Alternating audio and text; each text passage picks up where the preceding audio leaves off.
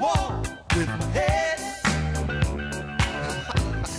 The man promised me a raise. I said, who's gonna raise me when I'm dead?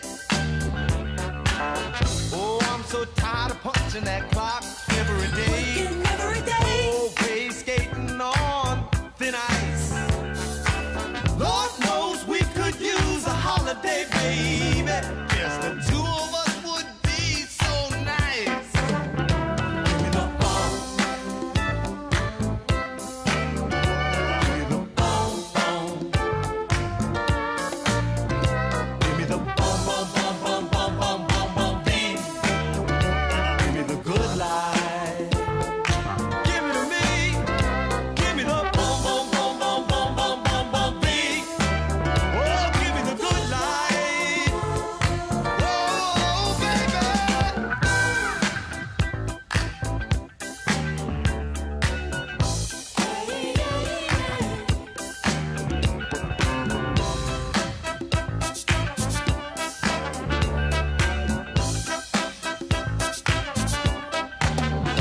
We were born and raised in New York City. Fell in love in Central Park. I really love New York City. Still number one in my heart. Sometimes I feel like a stranger here. Used and abused and forgot. Sometimes I feel like no one would really give a damn if I drop dead rock here on the spot. Say, give me the bomb. Hey, dis donc. Ce soir, Give me the bomb, bomb. ce soir. Give me the bomb, bomb, bomb, bomb, bomb, bomb, bomb, bomb, beat. Ce soir, Good life. Give me the bomb, bomb, bomb, bomb, bomb, bomb, bomb, bomb, beat.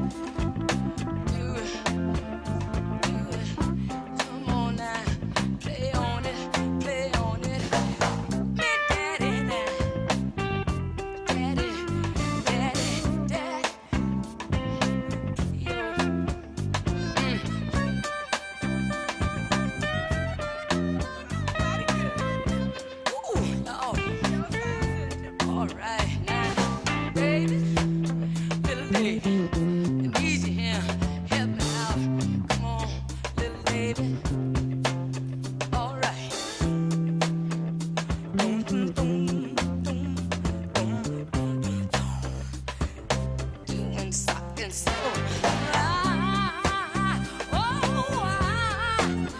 I know a place, y'all. I'll take you there. Ain't nobody crying. I'll take you there. Ain't nobody worried. I'll take you there. No smiling faces. I'll take you there.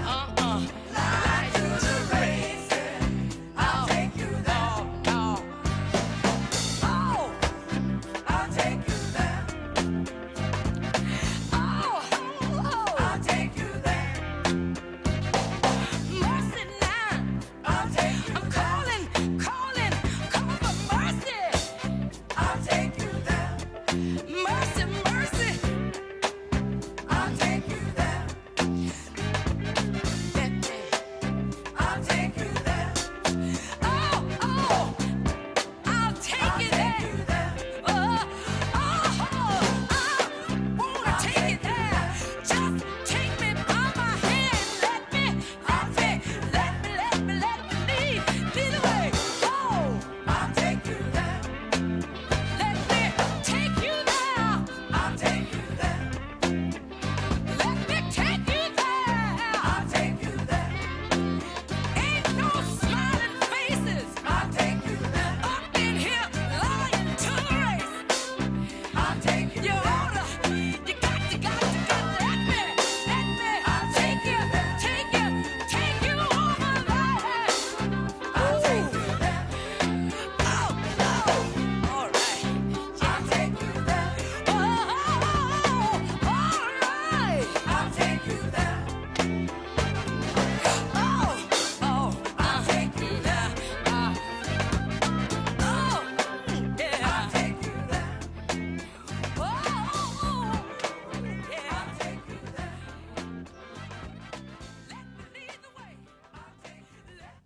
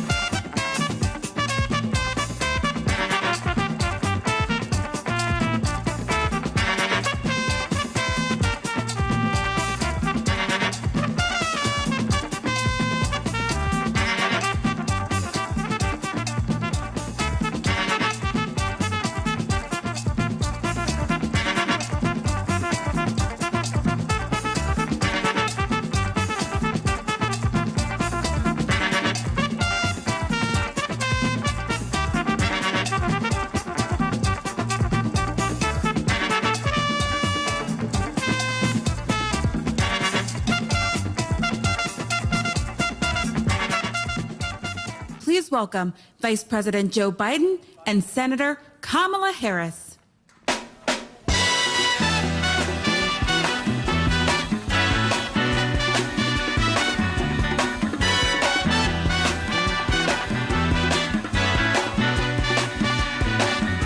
Hush now, child, and don't cry.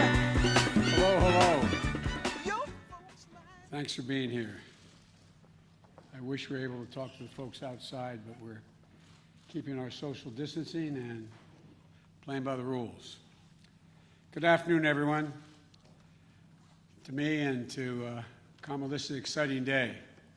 It's a great day for our campaign, and it's a great day for America, in my view. Over the past several weeks, I've had the incredible privilege of meeting and spending a good deal of time with a group of talented women leaders, all of whom are qualified to be president. With each one, the more I learned about them, the more I talked to them, the more impressed I was, even though I knew them before. I want to thank each and every one of them for being part of this process, and I look forward to working with them as we rebuild this country to get elected, and once we are elected, God willing. I approach this with a seriousness of purpose and of mind because this is a serious moment for our nation. We're at one of those inflection points. You've heard me say that before in our history. A life-changing election for this nation. And the choice we make this November is going to decide the future of America for a very, very long time. And I had a great choice, great opportunities. I had a great choice, but I have no doubt that I picked the right person to join me as the next Vice President of the United States of America, and that's Senator Kamala Harris. You know, and it seems Americans all across this nation, at least at the outset here, agree with me. Yesterday, we had our best grassroots fundraising day of the campaign, more than double our previous record, and in doing so, we set a single-day record for online political fundraising, and I think I know why. So I hope that you'll join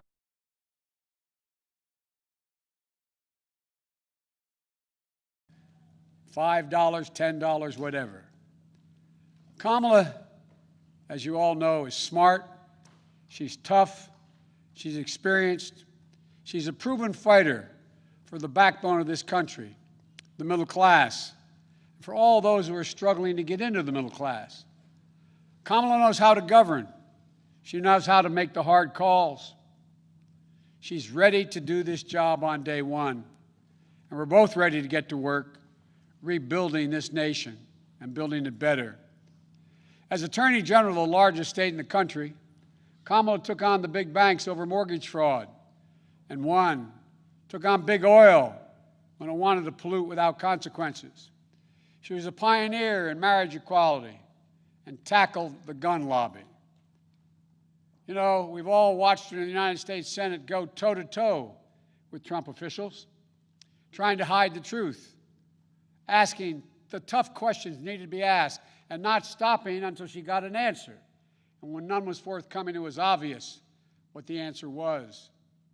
As a member of the Intelligence Committee and the Judiciary Committee, she's been the center in the middle of the most critical national security challenges our country faces. Well aware of all the threats to this nation and ready to respond to them. And as a child of immigrants, she knows personally how immigrant families enrich our country, as well as the challenges of what it means to grow up Black and Indian American in the United States of America. Her story is America's story, different from mine in many particulars, but also not so different in the essentials. She's worked hard. She's never backed down from a challenge. And she has earned each and every of the accolades and achievements that she has gained, many of them often in the face of obstacles that others put in her way, but never quit. And this morning, all across the nation, little girls woke up, especially little Black and brown girls, who so often feel overlooked and undervalued in their communities. But today, today, just maybe, they're seeing themselves for the first time in a new way as the stuff of president and vice presidents. In her campaign in the primary, Kamala often talked about what she referred to as the 3 a.m. agenda, about moms and dads awake late at night in their kitchens, worried, scared, uncertain about how they were going to take care of their families, about how they were going to pay the bills, about how they were going to make it, simply make it. Growing up in Scranton and Claymont, Delaware, I saw that struggle with my family as well. Kamala saw it with hers as well. And millions of Americans are living that struggle as we speak, especially in this moment of crisis, especially with so many jobs lost. Kamala and I both know that all folks are looking for, as my dad would say, is an even shot. Just give me a shot, a fair shot, a shot at making it. And it'll be the work of our administration to make sure they get a fair shot. Working families need someone on their side in this nation because they certainly don't have anyone in the president now on their side. That's going to change in the Biden-Harris administration. It's going to be gratifying to see the strong, enthusiastic reaction to Senator Harris as our next vice president. You know, it comes from people all over the country. It's already occurring. All over the country. All ideological views, all backgrounds. Events, of course, we are predictable, some of them.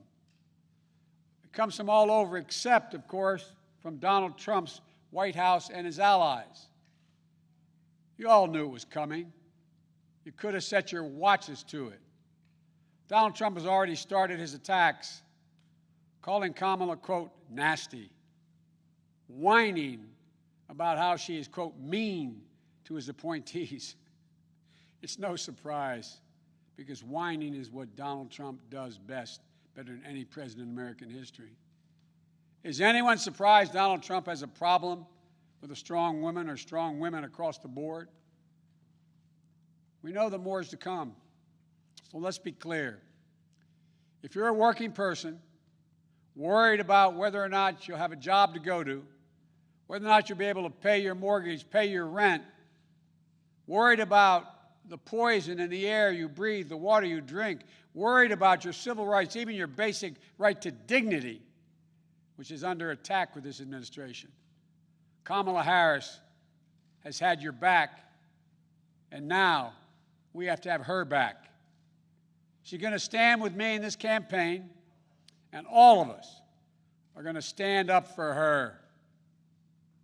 On January 20th, 2021, we're all going to watch Senator Harris raise her right hand and swear the oath of office as the first woman ever to serve in the second highest office in America, in this land.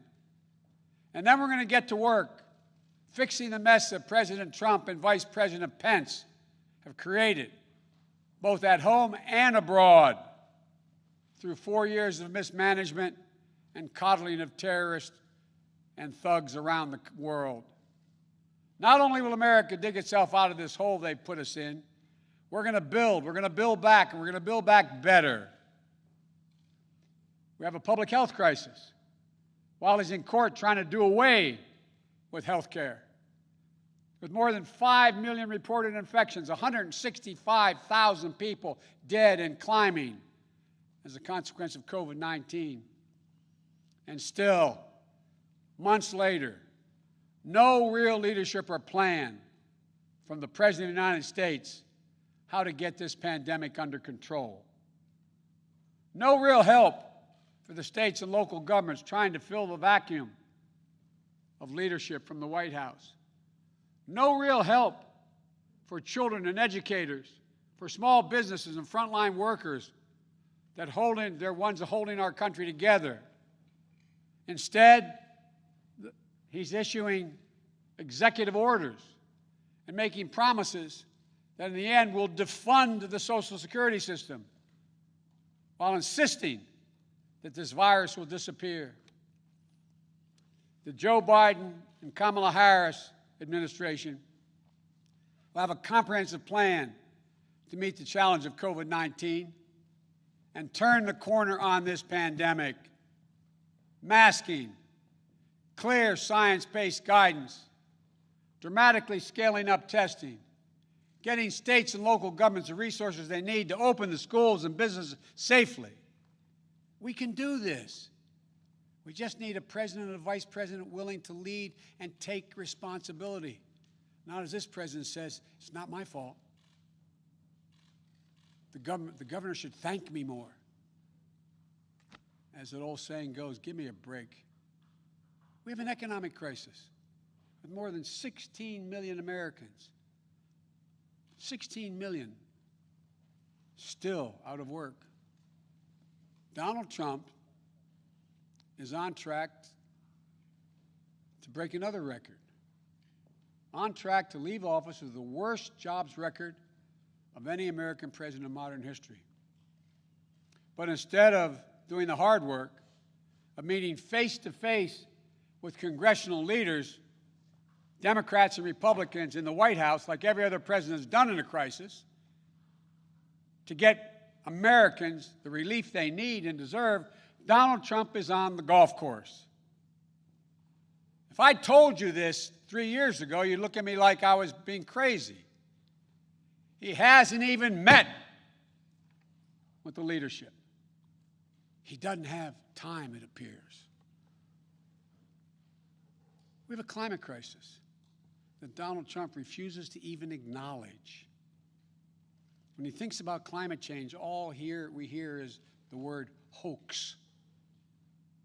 The Biden-Harris administration is going to meet the climate crisis, protect the health of the American public.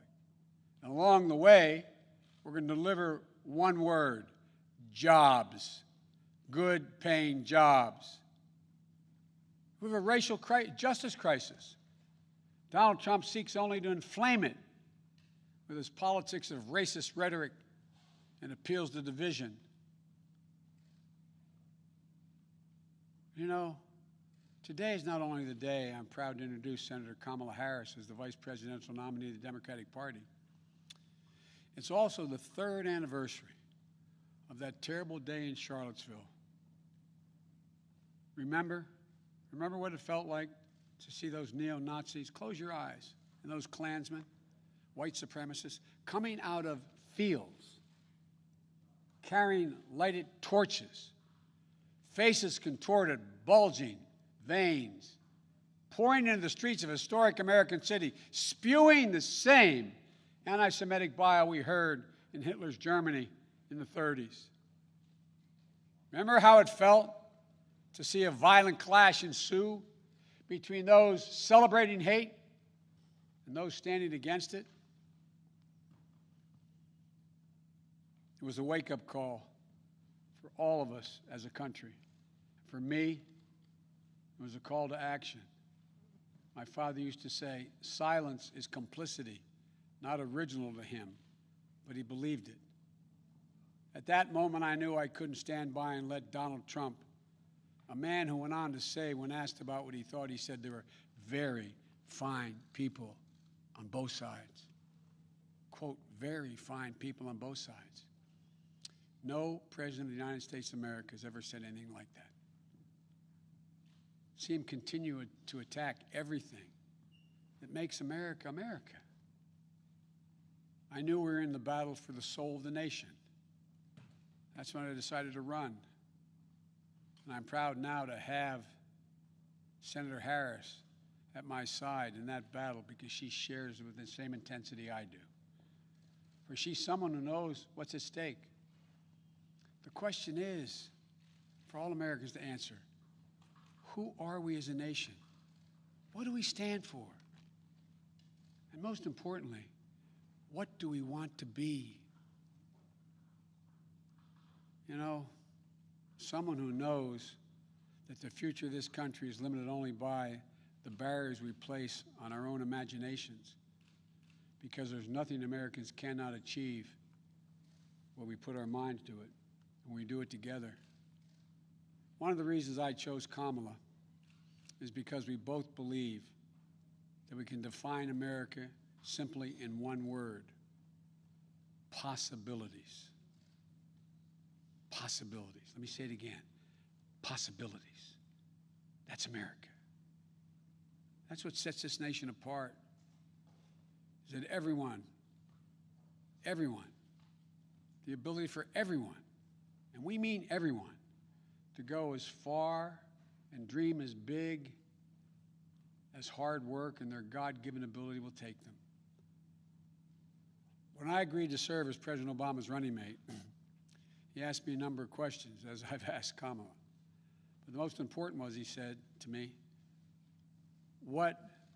he asked me what I wanted, most importantly. I told him I wanted to be the last person in the room before he made the important decisions. That's what I asked Kamala.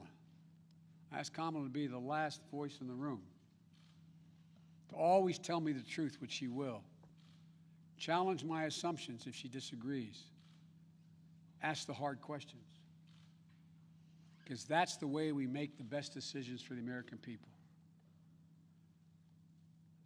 I got a chance to spend some time at my home today with Kamala and Doug, and I want to thank them. I thank them publicly for agreeing to join and take this journey with Jill and me.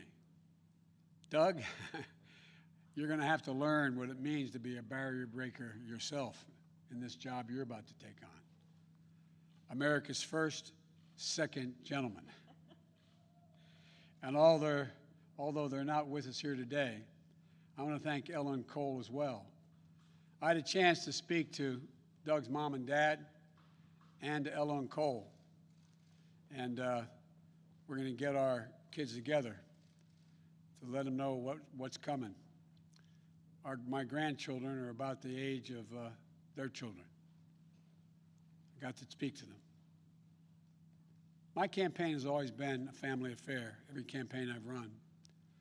So I've got some news for you. You're all honorary Bidens. And here's the best part. Kamala, you've been an honorary Biden for quite some time. You know, I came first to know who Kamala was through our son, Beau Biden. They were friends. They served as attorneys general at the same time. They took on the same big fights together. Kamala in California, Beau here in Delaware. Big fights that helped change the entire country. I know how much Beau respected Kamala and her work, and that mattered a lot to me, to be honest with you, as I made this decision. So now, we need to get to work, pulling this nation out of these crises we find ourselves in, getting our economy back on track, uniting this nation, and yes, winning the battle for the soul of America. My fellow Americans, now let me introduce to you, for the first time, your next Vice President of the United States, Kamala Harris. Kamala, the floor is yours.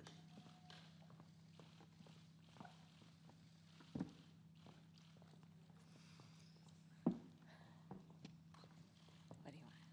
Here you go. Thank you, Joe. Thank you. Thank you, Joe. As I said, Joe, when you called me, I am incredibly honored by this responsibility, and I'm ready to get to work. I am ready to get to work. After the most competitive primary in history, the country received a resounding message that Joe was the person to lead us forward. And Joe, I'm so proud to stand with you. And I do so mindful of all the heroic and ambitious women before me, whose sacrifice, determination, and resilience makes my presence here today even possible.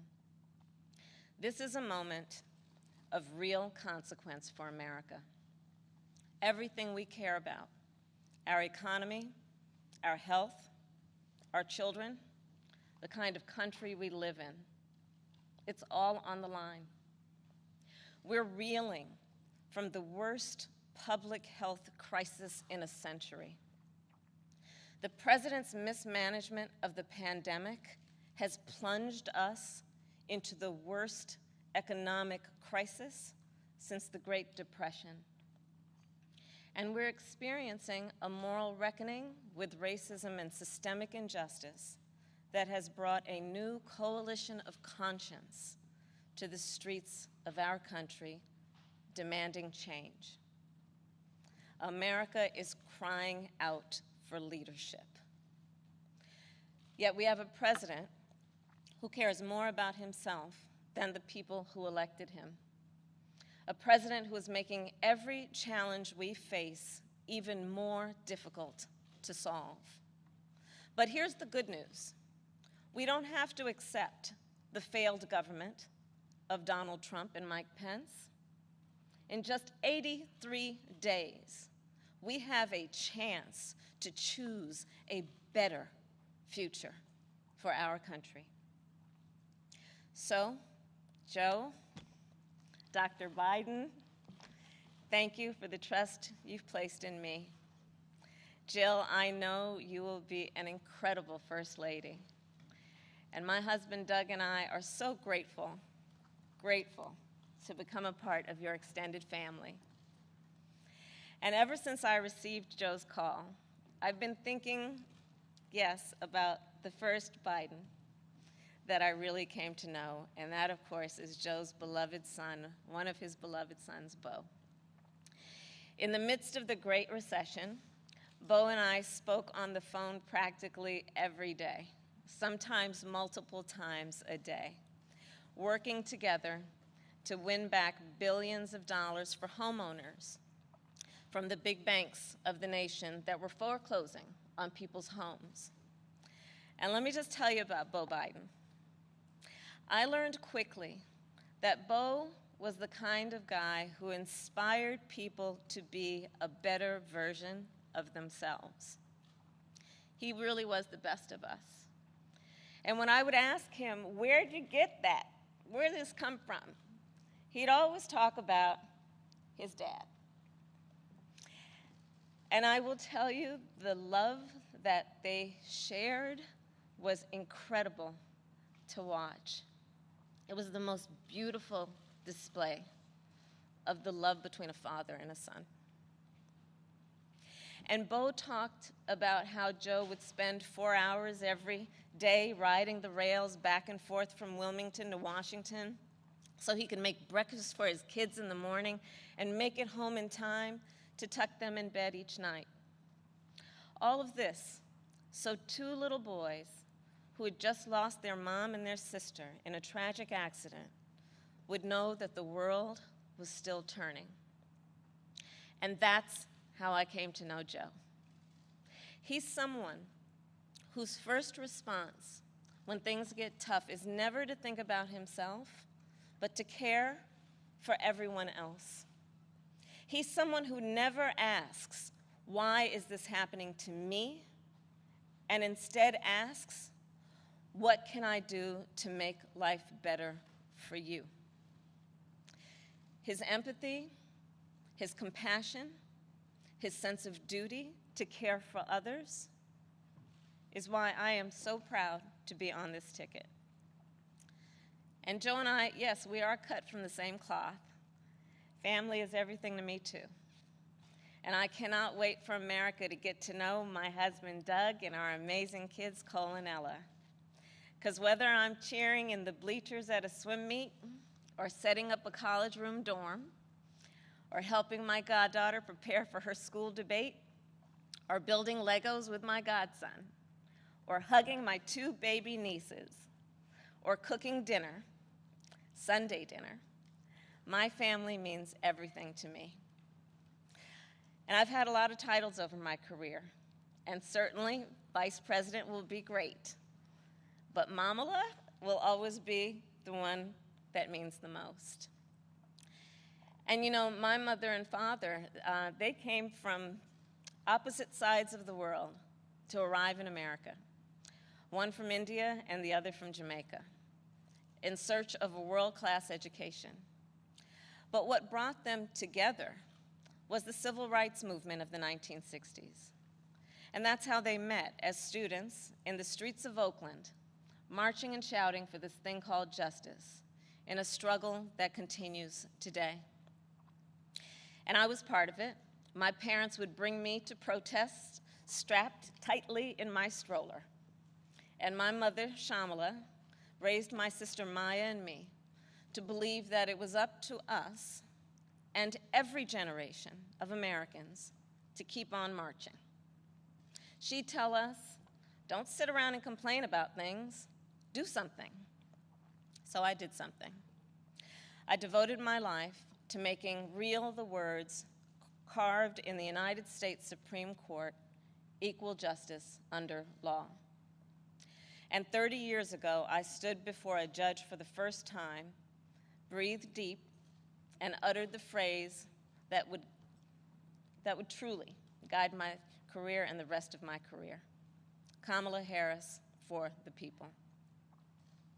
The people, that's who I represented as district attorney, fighting on behalf of victims who needed help. The people, that's who I fought for as California's Attorney General, when I took on transnational criminal organizations who traffic in guns and drugs and human beings. And it's the people who I have fought for as a United States Senator, where I've worked every day to hold Trump officials accountable to the American people. And the people are who Joe and I will fight for every day in the White House. And let me tell you, as somebody who has presented my fair share of arguments in court, the case against Donald Trump and Mike Pence is open and shut. Just look where they've gotten us. More than 16 million out of work. Millions of kids who cannot go back to school. A crisis of poverty, of homelessness, afflicting Black, brown, and indigenous people the most. A crisis of hunger, afflicting 1 in 5 mothers who have children that are hungry. And tragically, more than 165,000 lives that have been cut short. Many with loved ones who never got the chance to say goodbye. It didn't have to be this way. 6 years ago, in fact, we had a different health crisis. It was called Ebola. And we all remember that pandemic. But you know what happened then? Barack Obama and Joe Biden did their job. Only 2 people in the United States died. 2. That is what's called leadership. But compare that to the moment we find ourselves in now. When other countries are following the science, Trump pushed miracle cures he saw on Fox News. While other countries were flattening the curve, he said the virus would just, poof, go away. Quote, like a miracle. So when other countries opened back up for business, what did we do? We had to shut down again. This virus has impacted almost every country. But there's a reason it has hit America worse than any other advanced nation. It's because of Trump's failure to take it seriously from the start. His refusal to get testing up and running. His flip-flopping on social distancing and wearing masks. His delusional belief that he knows better than the experts. All of that is reason, and the reason that an American dies of COVID-19 every 80 seconds. It's why countless businesses have had to shut their doors for good. It's why there is complete chaos over when and how to reopen our schools. Mothers and fathers are confused and uncertain and angry about childcare and the safety of their kids at school, whether they'll be in danger if they go or fall behind if they don't. Trump is also the reason millions of Americans are now unemployed.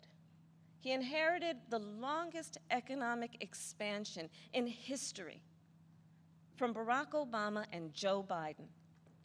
And then, like everything else he inherited, he ran it straight into the ground. Because of Trump's failures of leadership, our economy has taken one of the biggest hits out of all the major industrialized nations, with an unemployment rate that has tripled as of today. This is what happens when we elect a guy who just isn't up for the job. Our country ends up in tatters, and so does our reputation around the world. But let's be clear, this election isn't just about defeating Donald Trump or Mike Pence. It's about building this country back better. And that's exactly what Joe and I will do.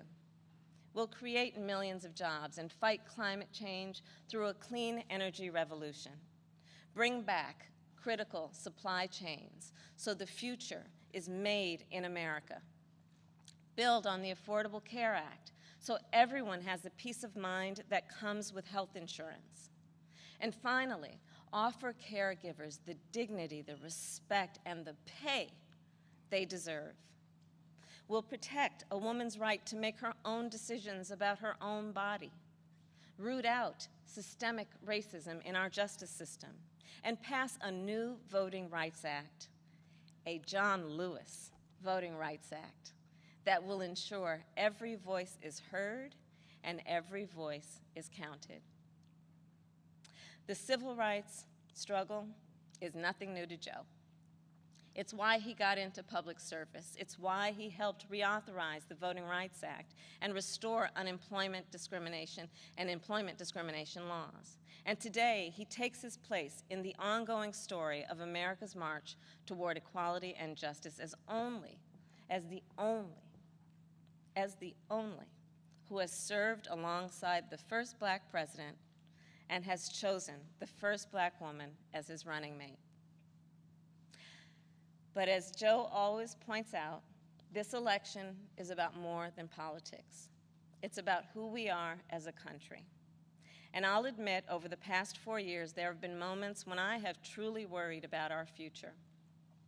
But whenever I think that there is a reason for doubt, whenever I've had my own doubts, I think of you, the American people, the doctors and nurses and frontline workers who are risking your lives to save others, the truck drivers and the workers in grocery stores, in factories, in farms, working there, putting your own safety on the line to help us get through this pandemic, the women and students taking to the streets in unprecedented numbers, the dreamers and immigrants who know that families belong together, the LGBTQ Americans who know that love is love, people of every age and color and creed who are finally declaring in one voice that yes, Black Lives Matter.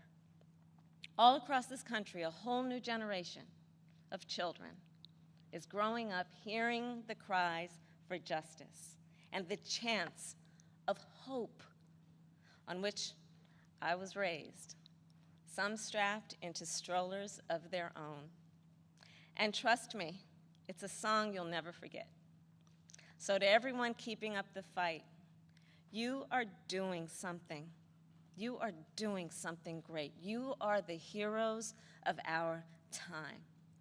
And you are the reason I know we are going to bring our country closer to realizing its great promise.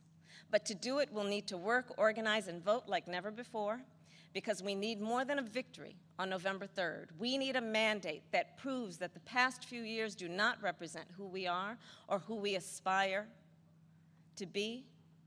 Joe likes to say that character is on the ballot, and it's true. When he saw what happened in Charlottesville 3 years ago today, he knew we were in a battle for the soul of our nation. And together with your help, that's a battle we will win. Earlier this year, I said I'd do whatever Joe asked me to do. And so now I'm asking you to do the same. So visit joebiden.com to get involved in this campaign and vote. because electing Joe Biden is just the start of the work ahead of us.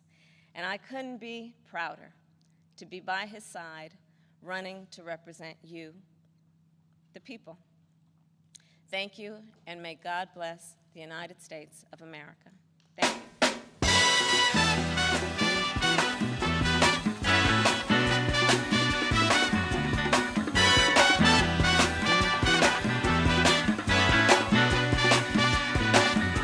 Hush now, child, and don't cry. Your folks might understand you by and by. Just move on up toward your destination, though you may find from time to time complications.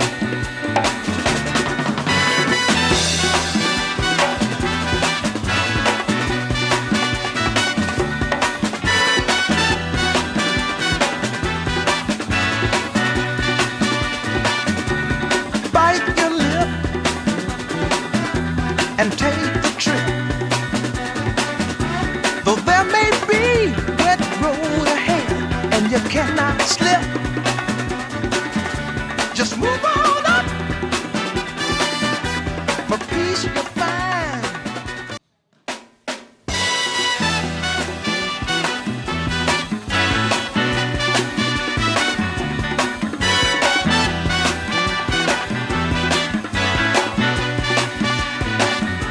Hush now, child, and don't cry. Your folks might understand you by and by. Just move on up toward your destination, though you may find from time